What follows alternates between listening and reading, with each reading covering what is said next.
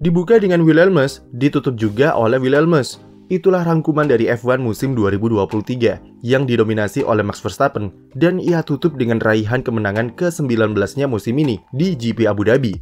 Seperti biasa, Verstappen melaju dengan mudah dari pole position sampai finish tanpa ada perlawanan yang berarti dari rival-rivalnya. Dan kemenangan semalam kembali memperpanjang rekor yang Verstappen buat di F1 dengan menjadi pembalap pertama yang memimpin balapan selama 1000 putaran dalam semusim. Selain itu, pembalap Belanda ini juga jadi satu-satunya pembalap yang selalu finish, alias tidak pernah DNF, dan menyelesaikan 100% semua lap dari 22 balapan yang ada dengan total 1325 lap. Menggambarkan betapa gila dominasi Verstappen dan Red Bull di musim 2023 yang bahkan di balapan terakhir pun mereka masih sangat bernafsu untuk menutupnya dengan capaian rekor untuk memperkuat kepastian dan penegasan jika mobil RB19 adalah mobil F1 terbaik sepanjang masa. Padahal Verstappen sendiri saat latihan bebas mengeluh jika keseimbangan mobilnya kacau dan alami purposing di sektor terakhir. Tapi begitulah Verstappen, pas latihan sambat, tapi saat kualifikasi dan balapan, semua habis dibabat. Beralih dari Red Bull, balapan seru dan menegangkan tersaji di belakangnya dengan perebutan posisi kedua klasemen antara Mercedes dan Ferrari yang berlangsung sampai lap terakhir. Tampil di Abu Dhabi, yang notabene merupakan sirkuit yang kurang begitu bagus bagi Ferrari, Charles Leclerc secara mengejutkan bisa meraih posisi grid kedua saat kualifikasi. Sayangnya raihan Leclerc tak bisa diikuti rekan setimnya, Carlos Sainz, yang alami masalah dengan trafik dan gagal lolos dari Q1. Sementara itu, George Russell yang sejak awal sudah menunjukkan kecepatan yang bagus di Yas Marina dengan memimpin di sesi FP1 dan FP3, start dari posisi keempat, dan Lewis Hamilton juga tidak bisa maksimal saat kualifikasi, di mana dia hanya bisa sampai Q2 saja. Di awal balapan, Leclerc yang start dari posisi kedua sebenarnya punya keunggulan dengan Russell yang sempat turun ke posisi 5 di lap pertama. Apalagi mereka cuma butuh tambahan 4 poin, maka mencegah Russell bisa naik podium adalah target Ferrari di balapan semalam. Namun situasi mulai berbalik 180 derajat saat pit stop, yaitu ketika Norris mengalami masalah di ban kiri belakangnya dan sebabkan pit stopnya lama. Itu membuat Russell yang juga masuk pit bersamaan dengannya bisa menyalip Norris dengan mudah dan menempatkan pembalap Mercedes tersebut ke posisi podium di belakang Leclerc. Dengan kondisi Carlos Sainz yang kesulitan untuk bisa menembus ke top 10, maka Ferrari tidak bisa melakukan apa-apa selain berharap ke keberuntungan untuk mengalahkan Mercedes. Dua skenario yang bisa diharapkan terjadi dan bisa membantu Ferrari di balapan semalam adalah Sergio Perez menyalip Russell untuk menggusurnya dari podium, dan Lewis Hamilton jangan sampai menyalip Yuki Tsunoda. Jika skenario itu terjadi, poin Mercedes dan Ferrari akan sama kuat, dan otomatis membuat tim kuda jingkrak tersebut berhak untuk mengunci posisi kedua konstruktor karena unggul dengan catatan 1 kemenangan di Singapura. Tapi sayangnya skenario itu buyar ketika Sergio Perez dihukum penalti 5 detik karena senggolan dengan Lando Norris di tikungan kelima.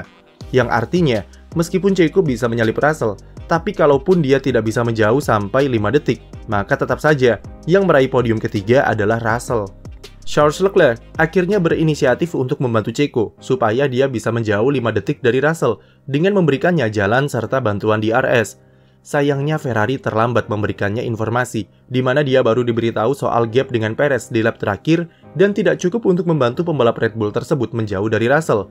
Alhasil, Russell tetap naik podium ketiga, dan itu sudah cukup membuat Mercedes memastikan tempat kedua di klasemen konstruktor. Kesalahan terbesar Ferrari di race malam adalah mereka terlalu konservatif terhadap strategi untuk Carlos Sainz.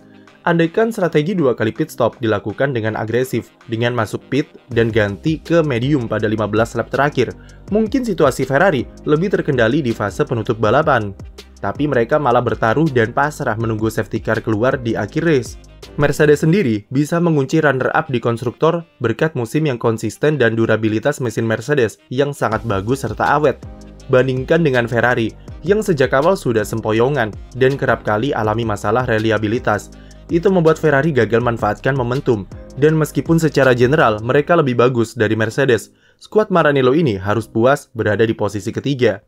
Mercedes meskipun berhasil finish di runner-up konstruktor, tapi itu tidak serta-merta menutup aib mereka, yang untuk pertama kalinya sejak 2011, pabrikan Jerman ini gagal meraih kemenangan di F1 dalam semusim. Lebih jauh lagi, 2023 juga pertama kalinya lagu kebangsaan Inggris tidak diputar di podium F1 sejak tahun 1952. Dengan mobil W15 yang rencananya akan dirombak total dengan konsep baru yang dimulai dari nol, tentu kami berharap Mercedes bisa bangkit tahun depan dan memberikan perlawanan di papan atas seperti dulu untuk F1 yang lebih seru tentunya. Selain Mercedes yang pastikan tempat kedua, McLaren di Abu Dhabi semalam juga berhasil selesaikan musim di posisi keempat konstruktor. Usai kedua pembalapnya sentuh garis finish di urutan 5 dan 6. Mereka sukses ungguli Aston Martin yang cuma bisa akhiri race di posisi 6 dan 10. Hal ini tentu sudah diprediksi sebelumnya, mengingat sirkuit Abu Dhabi yang sangat menguntungkan McLaren dan mereka bisa kembali kompetitif pasca akhir pekan yang kelam di Las Vegas. Norris, andai saja tidak alami kendala pit stop, seharusnya bisa minimal meraih podium di race semalam. Oscar Piastri menutup musim dengan predikat Rookie of the Year dengan raihan 2 kali podium, 1 kali menang sprint, dan sekali pole di sprint. Di klasemen akhir, pembalap Australia ini duduk di posisi ke-9 dengan koleksi 97 poin. Catatan yang luar biasa bagi seorang pembalap debutan. Bagi McLaren jelas, finish di posisi 4 konstruktor merupakan prestasi yang besar jika mengingat betapa buruknya tim ini di awal musim.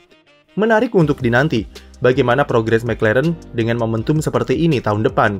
Sementara itu, Fernando Alonso yang finish di posisi ke-6, meskipun gagal mengantarkan Aston Martin menyalip McLaren di konstruktor, tetapi Alonso mampu menutup 2023 di peringkat keempat klasemen pembalap. Raihan poinnya sama dengan Charles Leclerc, tetapi karena pembalap Spanyol itu punya jumlah podium lebih banyak, dengan 8 kali podium dibandingkan Leclerc yang cuma punya 5, maka Alonso berhak atas posisi 4 klasemen. Penutup yang manis bagi Alonso, karena meski sempat diragukan untuk bisa finish 5 besar, tapi ternyata dia mampu menjadi pembalap best of the rest, alias pembalap terbaik selain dari tim papan atas. Beralih ke AlphaTauri, Yuki Tsunoda jalani balapan yang epik dengan perjuangannya untuk bisa finish di 6 besar di Abu Dhabi semalam. AlphaTauri memang membutuhkan minimal finish di posisi ke-6 untuk bisa samai poin Williams yang cuma 8 poin di atas mereka. Yuki Tsunoda sempat memberikan asa itu kepada tim dengan start dari posisi 6 saat kualifikasi yang bisa ia pertahankan sepanjang stint pertama saat balapan. Bahkan ketika tim-tim di atasnya mulai masuk pit, Tsunoda tetap stay out dan ia sempat memimpin race selama 5 putaran, menjadikannya pembalap Jepang kedua yang bisa ambil alih pimpinan lomba setelah Takuma 1. Tsunoda stay out begitu lama karena AlphaTauri memberikannya strategi 1 kali pit stop untuk membuka peluang finish di barisan 6 besar di akhir balapan. Namun sayangnya strategi itu tidak bekerja sesuai harapan karena kecepatannya yang menurun dibandingkan dengan mereka yang 2 kali pit stop dan Tsunoda harus puas finish di posisi ke-8 di mana dia nyaris saja disalip Hamilton di lap terakhir. Meski gagal salip Williams, tapi overall balapan AlphaTauri semalam sangat bagus. Dan Yuki Tsunoda kembali buktikan jika di musim 2023, dia sudah sangat berkembang jauh sebagai leader di dalam tim. Alfa Romeo dan Haas tidak bisa melakukan apa-apa sepanjang GP Abu Dhabi, di mana mereka cuma bisa pasrah menghadapi kenyataan sebagai tim penghuni 2 posisi terbawah di konstruktor. Sebelum menutup video ini, kami mengucapkan terima kasih yang tidak terhingga kepada semua penikmat setia konten-konten di F1 Speed. Terima kasih sudah meramaikan semua 22 balapan musim ini dengan sajian konten kami, baik di YouTube, Twitter, ataupun Instagram. Tanpa kalian semua, F1 Speed tidak akan berkembang pesat sampai sejauh ini. Sekali lagi terima kasih dan kami mohon maaf jika ada salah kata atau salah penyampaian dalam penyajian konten kami. Jadi, see you next year dan stay tune untuk konten-konten F1 lainnya di F1 Speed Indonesia.